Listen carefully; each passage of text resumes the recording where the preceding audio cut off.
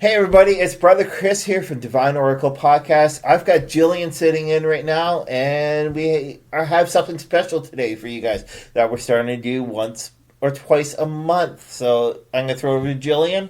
Hi and welcome. I hope everybody's having a good day. It is fantastic outside. The sun is shining. It's like 18 degrees here in the region. So we're just going to kind of go right into it. I have the founder of Whispers of Eden Spiritual Services here. Her name is Deanna Brown, and I'd like everybody to welcome her on today's podcast and show.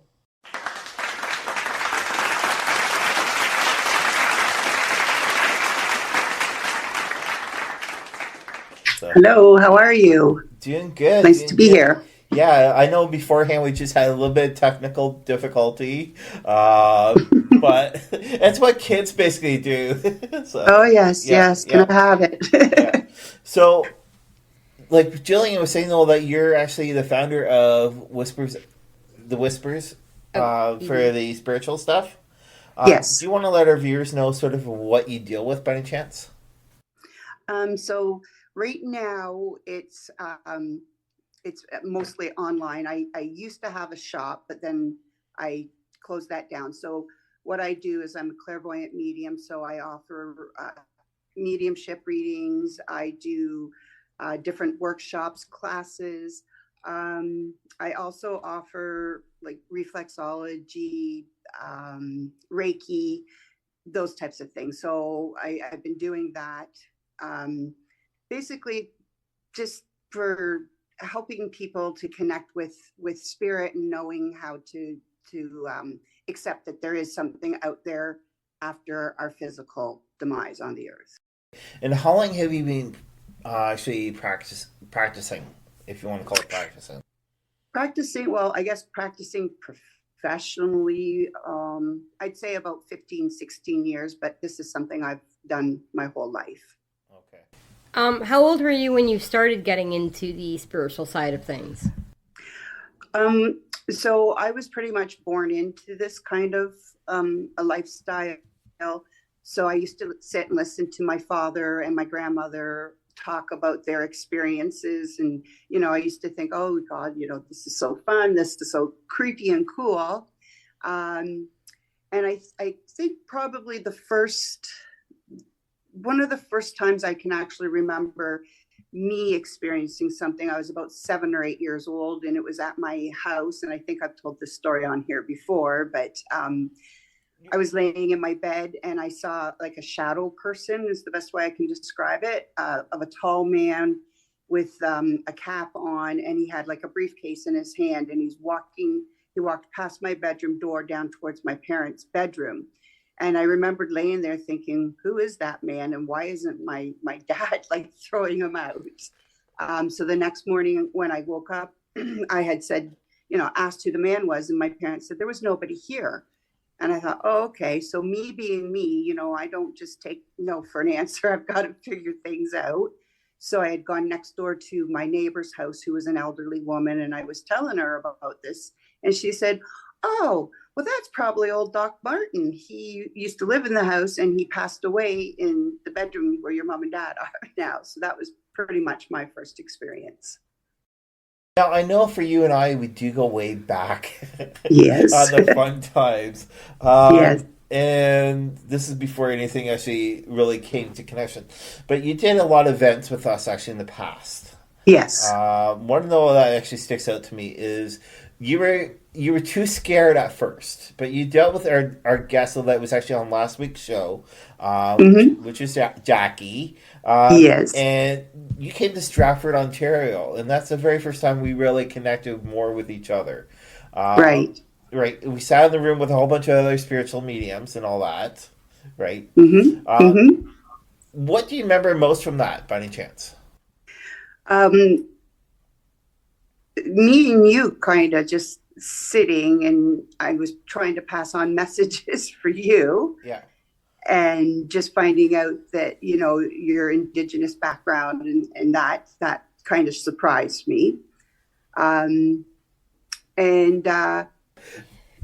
fresh in my memory at the Queen's, was that when you were doing the the other mediums, and we did the whole talk sitting there. The Okay. walkthrough tour.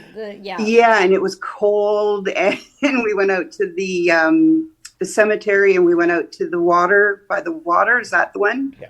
Okay. Sorry, I'm thinking, okay. Yeah, so again, me walking in kind of like, oh my God, there's all these other mediums here. What am I doing? But I just, remember going out with you and Trevor and the other people, standing by the water, picking up the information, the energies that were there. The hotel itself was just absolutely amazing. The energy that was in there was amazing. And of course, my favorite room, and I always get the man's name wrong, Mr. Pinkett, was it? Mr. Pinknees. Pinknees. Oh, yeah. Yeah. So, yeah. It was just, for me, it was kind of like a eye-opener, because it gave me a sense of that, I'm not alone in the world. There's other people that can do this as well. And it was kind of like a family, and we were just kind of all working together. And, it was interesting to find out, like at the end when we all sat together and we, collaborated, and we found out that the things that we each were picking up on actually made sense. So that was really interesting for me. Yeah. Now, going back to that one though that you were just talking about, just before you realized, so this was actually in Milton, Ontario. For people that know Ontario quite well, the location was right beside the ski hill, right beside the 401. It was the Country Heritage Park. This was your very first major outing with us. Yes. And you did bring somebody from England with us, which was so wonderful. Now, for that there, what do you kind of remember that? Okay. Now, okay. So this was the night where you had to do like that psychic surgery on one of the ladies, wasn't it? Yes. Where she was having the really bad headache, and you had determined that there was like a spirit that had like a bullet or something in their head. Yep. Was that the one? Yeah. Yeah. So I remember that. I remember the kind of the chaos that went around that whole thing, and how you were able to make that disperse and help that person. That was pretty amazing. Okay. That house. Oh, and I do have a picture actually from that house. I don't know if it was you that sent it, but when we were inside the house and we were trying to connect with anybody in spirit that was in there, the one picture was taken and it was just nice and clear. And then somebody took a second picture and the whole room was full of fog, but like that ectoplasm. And I remember that. So I look at that picture quite often and I just think, holy geez, that was for me, that was really neat, because I don't usually get to see things physically in like photos and that type of thing. But we did have quite a lot of really good evidence that night. Like a lot of stuff was happening that night. Yes, all the teams that were there, all the people that were involved, there was a lot of back and forth. And I remember I was there because I was on behind the scenes camera duty, and so I was running barn to house to wherever they had me running to, and it's a few times I was able to sit in on some of the spiritual talks, and it was just a lot of overwhelming experience. So my question to you is, how overwhelmed did you feel that night that was happening? Being on the front end of it, and I was kind of behind the scenes, but still involved. So I was feeling overwhelmed because for me, like when I open up to like spirit energy, it's kind of like I can't decipher between one spirit to the other most of the time. So I remember I was having breathing problems. I was trying to catch my breath a lot. And I think at one point, and I don't know if this is the same time or not, but I was really, really drawn to the back stairs. Like, when you go out of the house and around, and there's the stairways that went down into the little cellar. Yeah. Is this the same night, Chris? So. I believe so. Okay, so I was really drawn to it, and I was saying, like, in my head, I'm thinking, you really shouldn't be doing this by yourself, Deanna. Like, you should have somebody come with you. But I thought, oh, nothing really is going to happen. So I remember kind of standing at the top of the stairs and then getting afraid and feeling like, oh, I need to sit down. Like, I shouldn't be standing.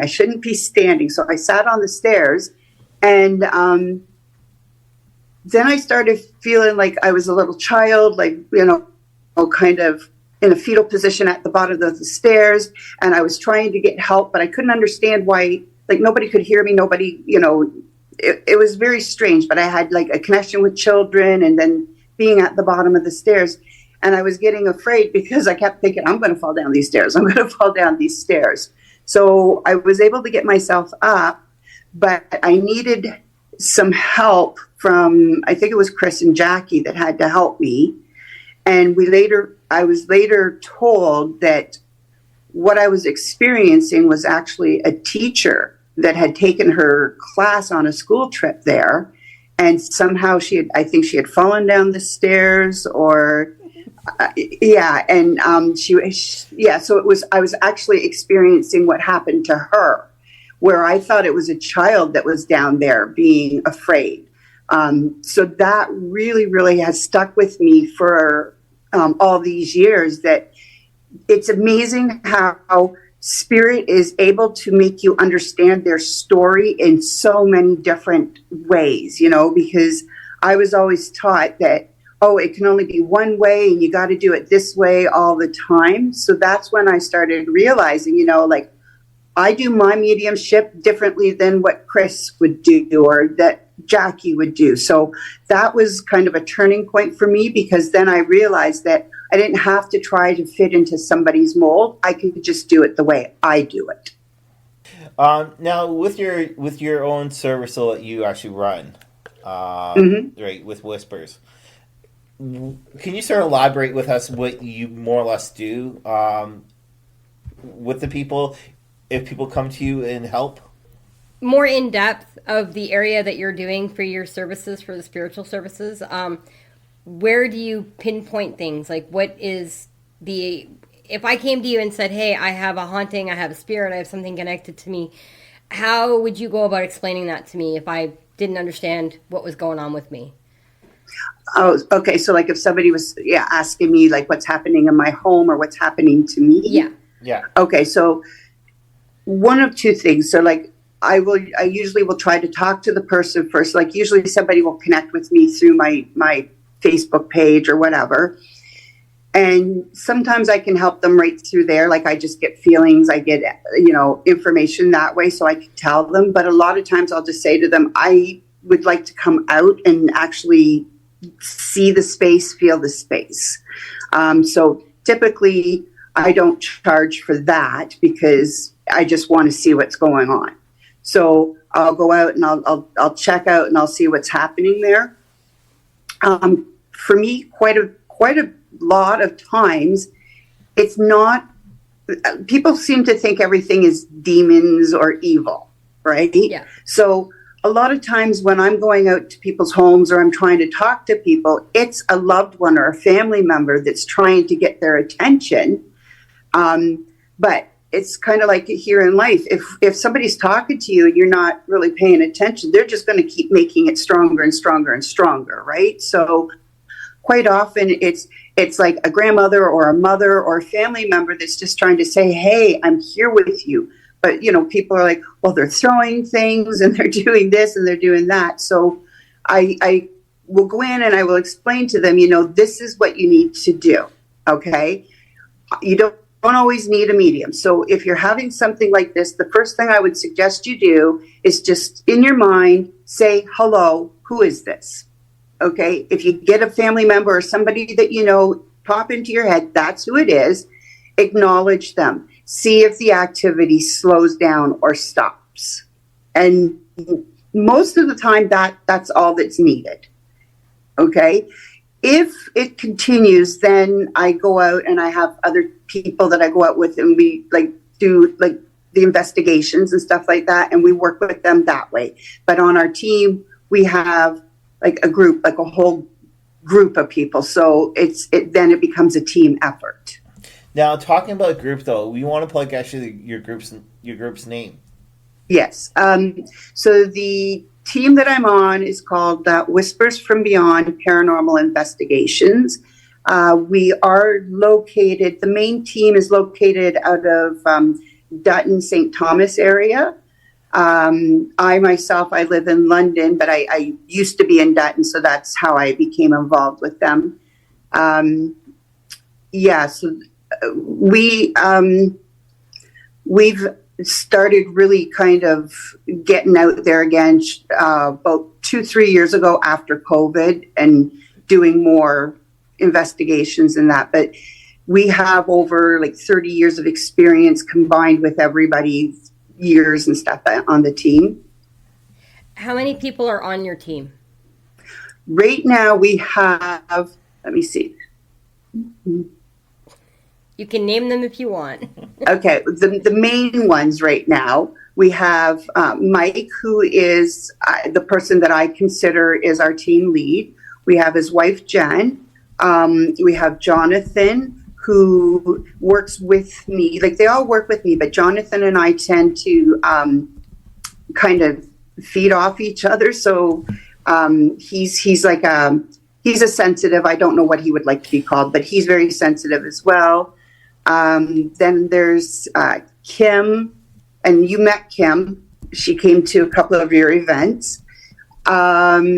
We also have Paul. He's the one we like to tease. He's our team skeptic. And then we've just brought in, I can't remember her name. There's a couple of other new people that have just been brought in, but those are the main people of the team. Okay. All right. So yeah, we'll be right back after this quick commercial break, and we'll talk more with our special guest, Deanna Brown. Hey everyone, check out our merchandise that we have now listed underneath HauntedLivePodcast.com. We used to be on Etsy, but we found a little bit of troubles with that, so we are now on HauntedLivePodcast.com with our merch store. Check it out. We've got so much items all together with cleansing items and crystals and so much more. Check us out, HauntedLivePodcast.com. Follow us here at Haunting Live, our news shows, and we are honored to have a brand new co-host on our shows now. Yolanta Mary is our co-host, and she does a lot of work for us on the side and introduces people to the show and discusses different topics on the show. So we're really happy to have her here this season. So go check out our brand new episode. All right, so yes, we're back now from break, and again, we're talking with spiritual medium, actually, Deanna Brown. She's a good close friend of mine, even though there was a little bit of break in between because Deanna needed to get actually her spiritual life back on track, which was awesome. But yeah, we go way back. Now, I know what we did the year that COVID hit Canada. We were originally supposed to go to one location with you. And that's right. Yes. And then also we were in the hotel. We got call from the hotel though that COVID hit. They were shutting down everything. But you sort of want to mention about the name of the location since that's one of your favorite hotspots. Yes. So we and I mean it's nobody has the monopoly on it, but it's like the Backus-Page house is our baby. We're very protective of the Backus-Page house. And that is in Dutton, Ontario. And it's a small museum. It's a home. It's like a homestead. And they have all kinds of things happening there. They do the reenactments of the war. They do, they have heritage days. They do a lot. But yes, that home is our baby. It's got the family members are still there. We ask people not to move them on because they don't want to be moved on. So that for us, we like to do a lot of our publics there because it's a family. It's not anything that anybody's going to come into contact with something dangerous. So we do a lot of our investigations there, and it's quite funny sometimes because the you know the female of the house will get frustrated with us because we're waking the children up, or don't stand so close to the stove. Like she gets frustrated with us, but it's kind of like going into a family setting now with them. Oh my gosh. And you did go with us, but we didn't get to go inside, right? No, we didn't get a chance to go inside. We were ready to go inside. Also, we got the call the day before and indicated that COVID hit Canada. I do remember those with you though, that we went across the road to the cemetery. Yes, I love that cemetery. And there was one thing though that you weren't too sure about, and I'm the one that spotted it out, then notified to you. But there's one cemetery plot there that originally had the bell attached to it. Years ago, how they did it though, they actually tied the bell to the person, and up top was the bell directly of themselves. So there was a rope attached to the person, so the way the person could be rung. Yes. And most people think that's Hollywood, but to see that though is very shocking. Yes. Now, I forgot about that. Now you actually did travel with Trevor, which is my life partner, the host of Haunted Live podcast. You were in the back location, actually towards the river. Yes. All right, and you guys saw something actually back in the field. Mm-hmm. Do you remember that at all? That was what I believed would have been like I don't know the proper word, like a Sasquatch, Bigfoot type creature. Is that one? Yes. Yeah. That one kind of startled me because I've always heard of those, but I always thought, wow, that's just, like you said, Hollywood, that's a story. But that was for me, it was a very eerie feeling to be like being watched like that, and kind of felt like we were being followed. So I do remember that, but of course, the people we are, we're not going to run. We got to watch. We got to see. Got to investigate. Got to go closer. You kind of standing there shaking in your boots, but going, ooh, got to see what else happens. And there was I remember there was like a very distinct smell that went with it as well. And that was very interesting. And then it's okay. I don't want to fall down this hill, so we back up. It's like whenever this is for everybody out there listening, whenever you're going actually out to a location with professionals who know the spiritual community really well, watch your walking area. It doesn't matter what type of year it is, but watch your walking area. You might stumble, you might fall, and it's always good to travel with people. I know that day that we had a couple other people with us that day, and it was pretty good though to spend time, especially right when the COVID started. I think even during that time, the whole energy was strange to begin with, anyways, with the whole COVID thing. So it was, to me, it was just a very surreal type of day because you're out in a space that but you can't get into it. You could feel the energies were a bit wild and crazy that day. Yes. And it was cold. Like we got to start going out when it's not cold. so true. It's like when the sun is shining. It's like but So, is there anything though that you can sort of remember, like major stories that have actually still stayed in your head, though, that you remember to do with actually your spiritual life? So for me, I don't know if this is what you're asking, but for me, it was very hard for me to accept this part of myself. Because even though my father had the abilities and his mother and his grandmother, when I would talk about it, I was told, no, that's not possible. That's not possible. As a child, I would have what they would tell me were night terrors, but I know now they weren't night terrors. I really wasn't listened to be honest. I was a silly little child.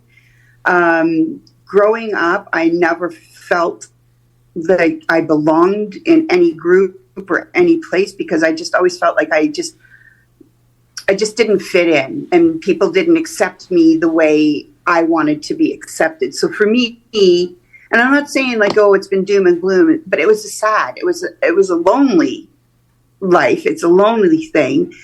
Then, when all these things are happening to me, and I'm actually experiencing what's the word I'm looking for? I'm experiencing spirit connections. Okay, so I'm now scared, because at this point I'm working as a nurse, and I'm going in and I'm feeling things, and I'm seeing things. I ended up having like nervous breakdowns, and then you go to a psychiatrist, and then they say, oh well, you've got schizophrenia. So I remember them medicating me, putting me in hospital. It's not funny, it was horrible, but putting me in hospital, and they had me on these high doses of medication, and all I can remember is sitting there going, oh no, this is not good, because it just made it even worse. So I'm sitting in a hospital on a psych ward, and all this, I'm seeing every walk of life from spirit coming at me, and it was quite terrifying. So I was on medication for a few years, but it just made it worse. So I stopped, and then that's when I started learning how to actually rein in and trying to work with spirit energy. So once I did that, I started being able to accept, like, yes, this is happening, but I was still afraid to tell people that I could do this, because I just so badly wanted to be accepted, right? But I then realized, like I said, at the house in Milton, that's when I realized, like, I'm allowed to do what I need to do. I'm allowed to work the way I need to. So that was a turning point for me.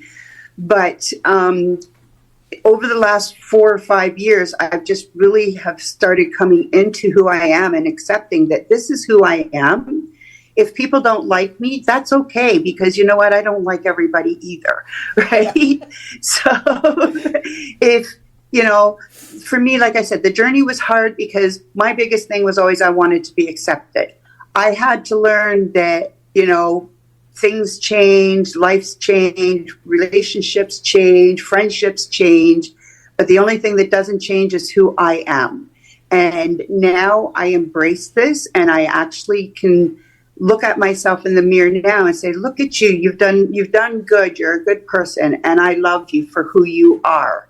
And now I go out and I do these readings and stuff. Like, I used to get booked for readings, and I'd panic, because I'd be like, oh, I'm not going to be good enough, I can't do it. Now I'm just like, I'm going out, I'm going to do what I do, and if they understand, great. If they don't, that's fine. I did what I have to do. So like I said, it was scary, it was happy. There's a lot of things that goes with this, but now I'm in a place of complete peace and joy as to knowing who I am and what I'm here to do. Now, I'm going to bring up to do with last time, though, that you and I, we were, not last time, but the one time, though, that you and I, we were sitting together in front of a bowl. Okay. And the bowl was black. Mm-hmm. Right? Now, for people just listening, what we were doing, though, is we were in a group with our past guest, Jackie, and Jackie got Deanna and myself to sit together. But I was kind of worried about our spiritual energy. But what we had in front of us, so we had a black bowl. And what we did, those in the black bowl was water. We had to spin the water around. And then there's people sitting also at the table. They had to pick up what they could see from the energy.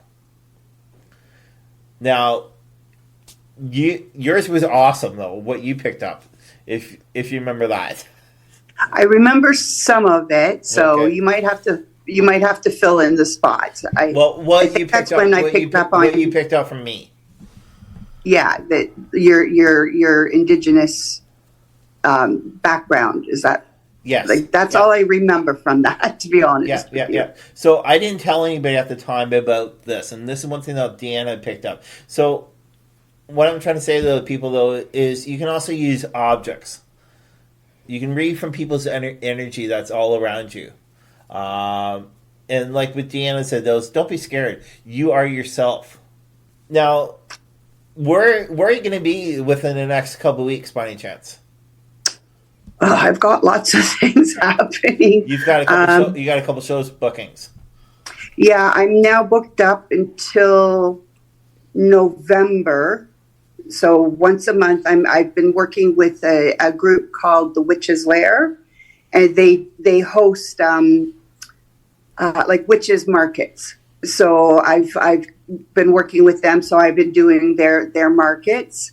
So I'll be doing at least once a month, sometimes twice a month. I'll be doing that.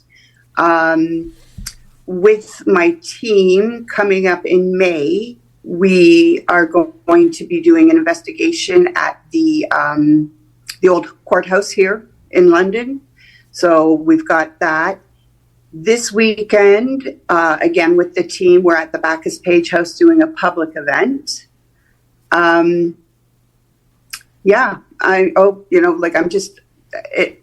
It's kind of blown up. So we're doing all kinds of things, but the ones that I'm looking forward to are like the markets and stuff, because it's getting me back out there, and I really have fun with this group of women. They're just absolutely amazing, and they're crazy like me, Yeah. So so I'm just there's quite a few. I know I'm missing things. I know also in October we're going to the Queso train station in St. Thomas, and we're doing a public event there as well with the team. If people are interested in that, how could they get tickets, or is there any tickets for it? Or so the event this weekend is sold out. The events are always on our Whispers from Beyond paranormal investigation team page, and I will link them onto my Whispers of Eden spiritual services page as well. And they can also find it if they go to the Backus-Page house link as well. So it's listed on those three. What is the average cost for your public events that you do? They're $40. And then each person, like what Trevor and Chris would do, you do a little talk, you explain the equipment, and then each of the people get to pick up a piece of equipment, and then we just go out and basically we stand back and let them do the investigation, and we hop in where they need help.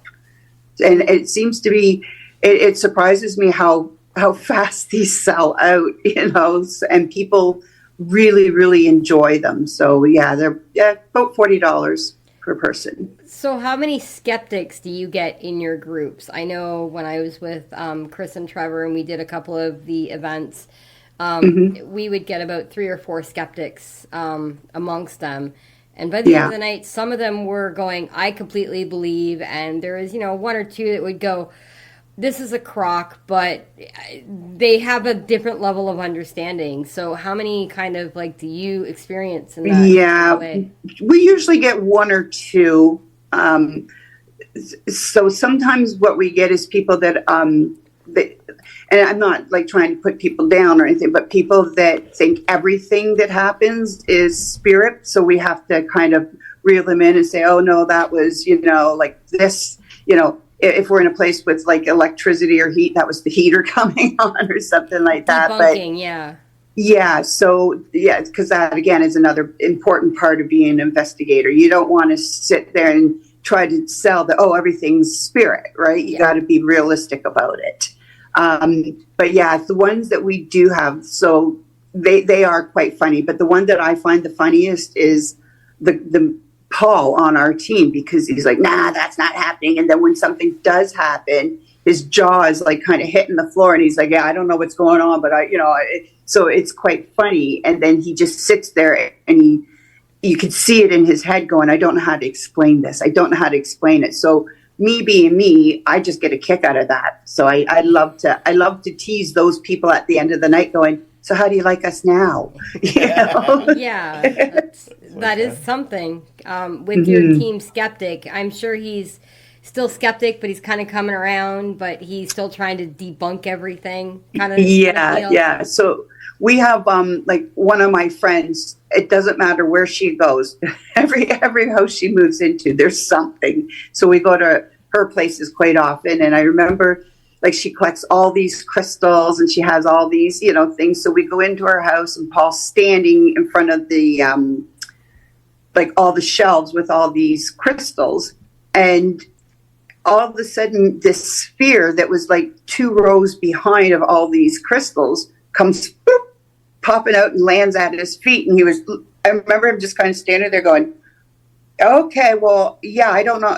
But he's trying to, like, logically, like, how did that lift up and come over 3 rows of crystals, And then hit him in the feet. Yeah. So it's, like I said, I'm a little bit of I don't know what the right word is, but like I said, when people tease or, make fun of what I do, I just kind of sit back now and chuckle, because then I wait for them to have an experience, and then I laugh at them and say, see, I told you, I'm not crazy. So yeah. I get great joy out of that. So how can people reach out to you by any chance? So again, if they want, they can reach me through the Whispers of Eden Spiritual Services page on Facebook. And even if they want to talk, if they can't find the Whispers from Beyond Paranormal Investigation, which is also on Facebook, they can connect to me and I can help them as well. Through your Facebook page. Right now we're working on pardon? Through your Facebook page, Deanna Brown. Well, you can reach me through Deanna Brown on Facebook or through my business page on Facebook, Whispers of Eden Spiritual Services. Okay. Yeah, I don't know if you want the links for that or whatever, but... Well, what we will do, though, is we will put that actually in the attachment below, though, for people that have been listening to us directly here in Podbean. And that's what we'll do, those. Again, those, check out... We do have to say those. Thank you very much for taking part in today's show. Thank you for having me. Yes, it's good seeing you again. Same. So it's like but yes, we do say thank you very much to everybody that's actually tuned in. Again, those, if you want to be able to check out with Deanna Brown, actually that's Whispers of Eden Services. Spiritual Services. I'm pretty sure that's the name. Jillian's got the name. So, but yeah, what we'll do is we'll throw an attachment actually on. Again, those Deanna Brown. We do say thank you very much for being actually on today's episode. And for everybody else, check out actually a lot of our podcasts here in Podbeam, and also check out for special guests. Again, though, thank you very much, and you guys have a wonderful day. We'll talk to you guys later. Bye bye.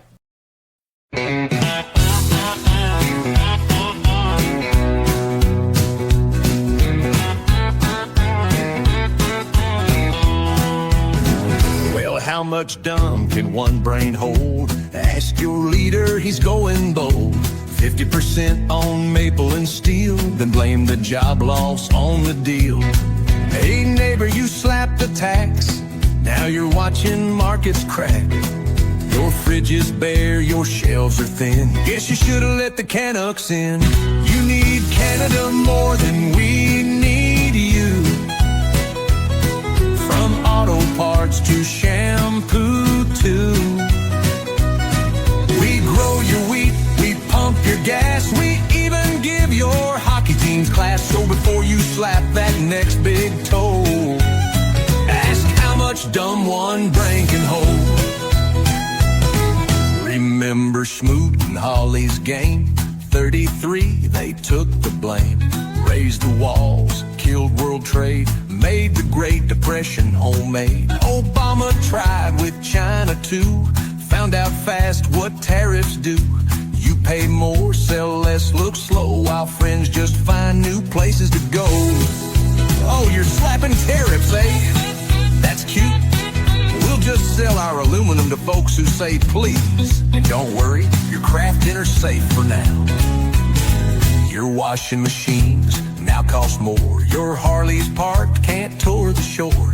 Midwest farm farms are feeling the pinch while we eat poutine and don't even flinch. You tax our wood we own and shrug, then send more maple in a smug old jug. You tax our dairy we sell to the Brits while your farmers cry in tariffed pits. You need Canada more than we need you.